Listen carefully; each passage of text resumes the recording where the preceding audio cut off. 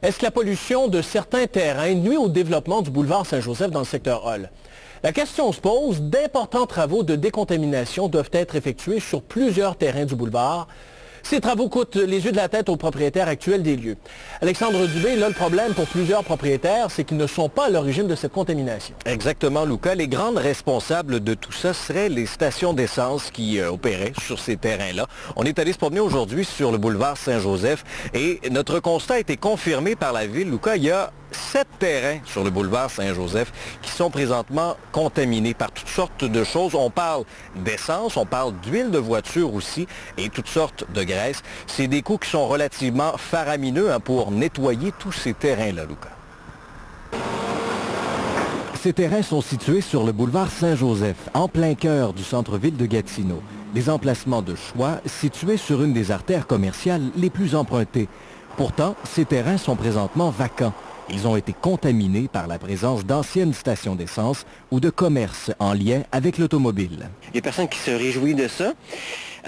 Comment je pourrais vous dire? C'est un ancien bobo qu'on tente de cicatriser la ville de Gatineau. Selon le Conseil régional de l'environnement et du développement durable, près de 80% des terrains contaminés à Gatineau le sont en raison d'anciennes stations d'essence.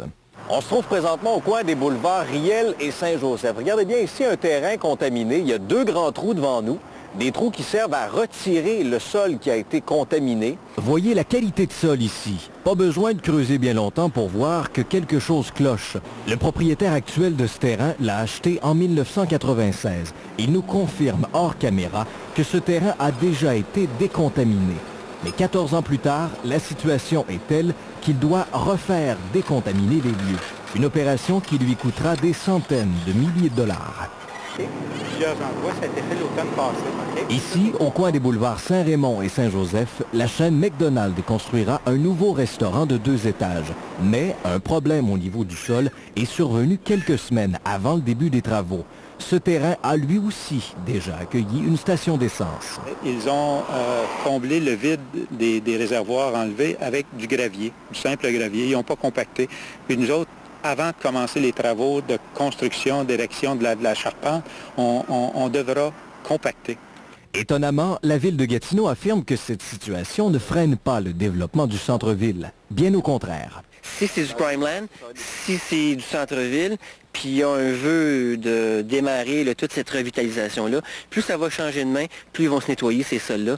Reste que plusieurs terrains commerciaux de choix demeurent déserts encore aujourd'hui. Alexandre Dubé, TVA Nouvelles, à Gatineau. On demeure à Gatineau.